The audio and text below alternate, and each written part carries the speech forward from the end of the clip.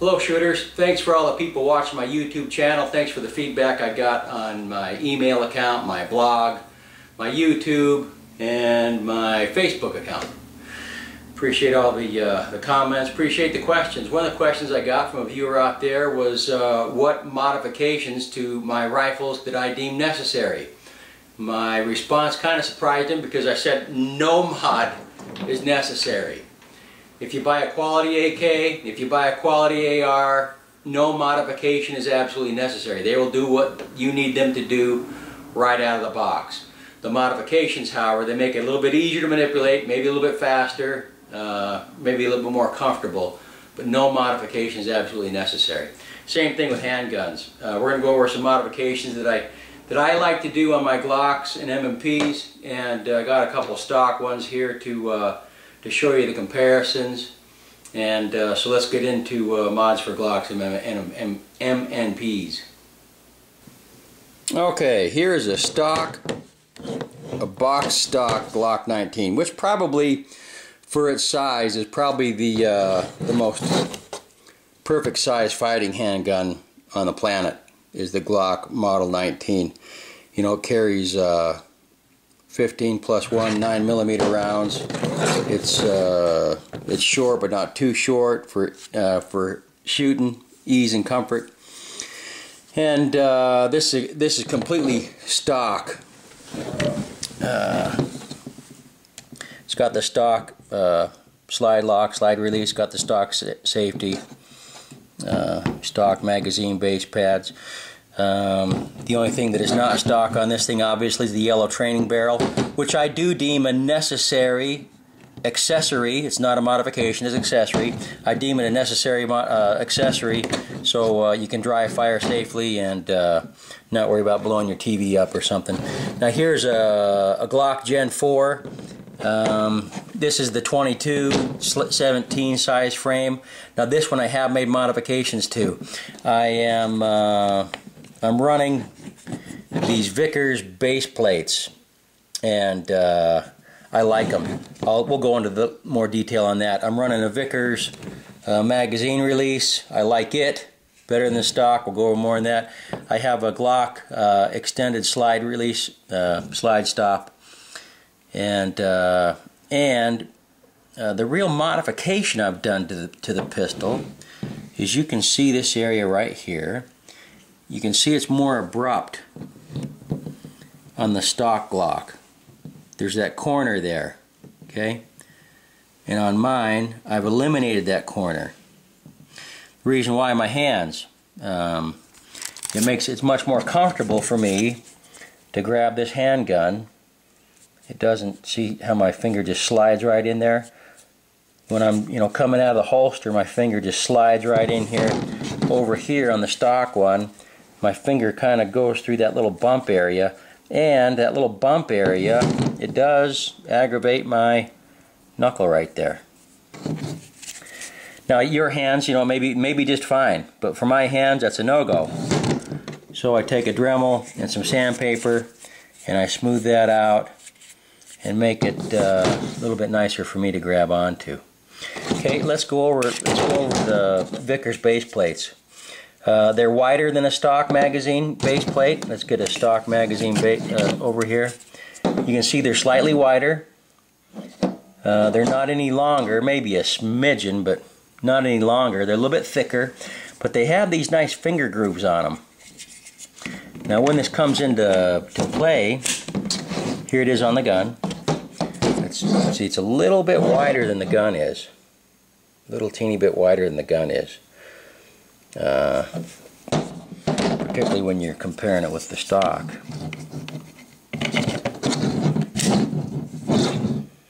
Okay, there's the stock magazine base plate on the gun.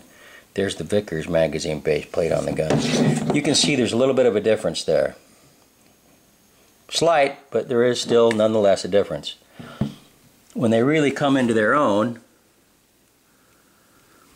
is when doing Type 3 magazine malfunctions, where you have a feedway stoppage and you got to rip that magazine out. It's much easier to do with these grooves on it and a little bit wider base plate. I've taken and I've dropped this. I videoed it earlier. I'll attach it to the end of this video. I dropped this 100 times, fully loaded with dummy ammunition. Ammunition with no primer and no powder, but a bullet there, brass case. 100 times on concrete from waist level, and there's just a little teeny bit of denting and wear on this. Otherwise, it's good to go.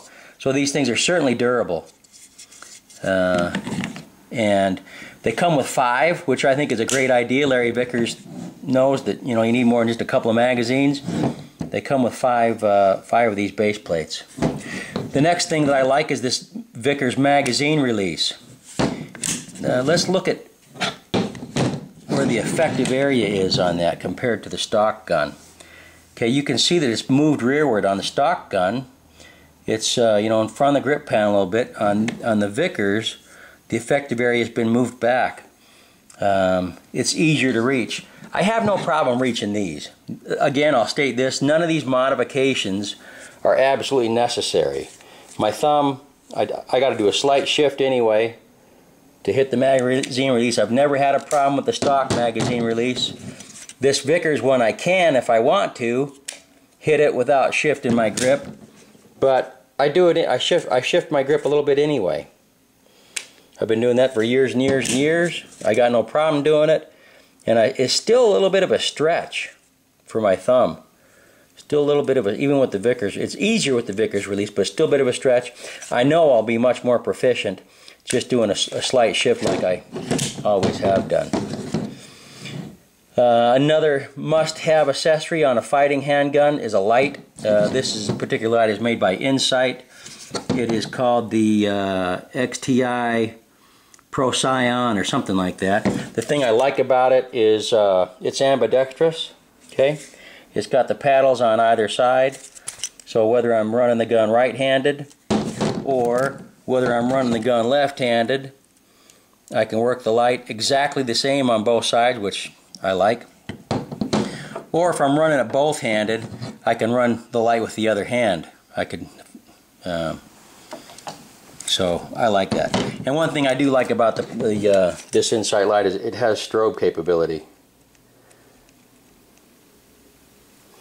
which works really, really, really well. You poke that in somebody's eyes at night, and the strobe does a serious job of disorienting them. Also this one, here's the stock Glock Sights. Everybody has seen these. They work. Fine. They do exactly what you need them to do. I like fiber optic front sights. I like steel sights. So I have a Savigny rear sight and a, I don't know who makes that. I don't know what front sight I have there. But it's fiber optic, and the light does light up the fiber optic at night. My white light does, so that's good.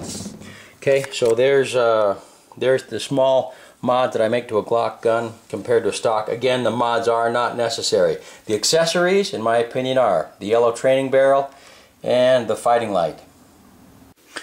Okay, I've got the Vickers base plate on here.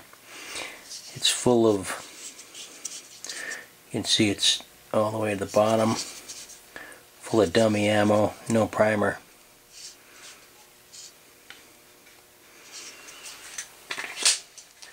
Drop it up from waist high, actually mid-waist.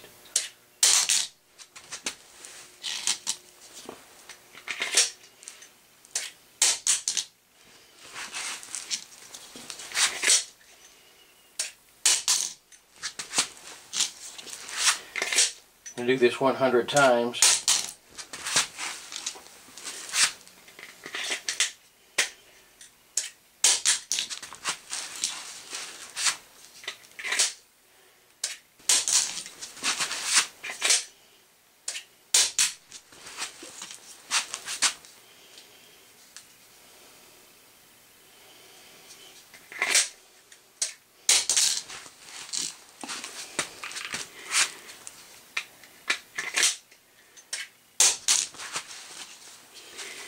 Alright, that's 25 times, and you can see there's absolutely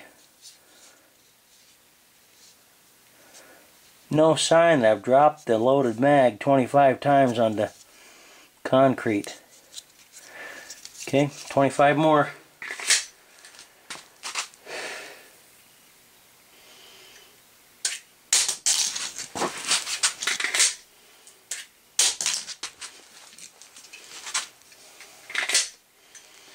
$49, $50.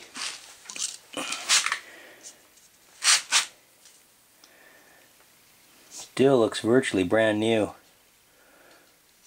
25 more. 73. 74. 75.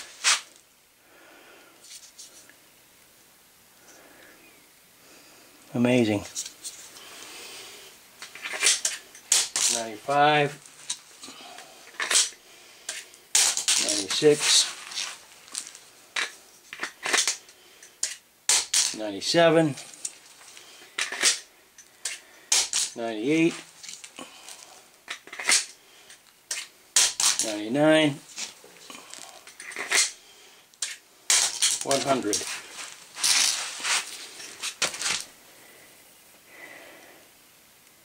You know, there's some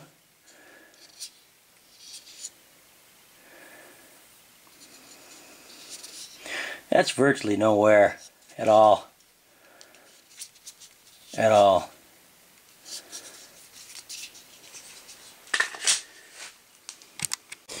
Okay, the stock M&P that we're looking at is a 9C. It's a compact model. The things that I want you to... It has the stock gripping surface here. And note that there is gripping surface underneath the trigger guard. Right there. And you know, stock, they come with pretty decent sights. They're steel, they work, they line up well. I've blackened out the white. I don't like white dots, so I blackened those out. But you know, that's a pretty good sight picture. And they're steel, which I think is better than the plastic ones that come with Glock. Again, the essential accessory is the yellow training barrel. Other than that, this gun is 100% bone stock. Okay, now let's look at my my full size. You'll notice that this has more of a texture surface. This is called Stifling or Stippling. I'm not sure the pronunciation on that, but it's basically a wood burner, and you know, you just make it a little bit rougher, so it gives you better purchase on your hands. I also put a pad up there for an index on both sides. So my trigger finger has a place to index against. When it's up against, my trigger finger's up against there, I know that I'm good to go. It's out of the trigger guard and my trigger finger's where it ought to be. I've also taken, and just like the Glock, okay, let's look at the trigger guard area here on the stock. And here's the trigger guard area on my Smith & Wesson. I've smoothed it out. I've raised it a little bit. And I've got rid of that rough texture. Now, when I come out of the holster, my finger just slides right where it ought to be. I like that feature. Just slides right in there. But I do have, I did stiple this area here.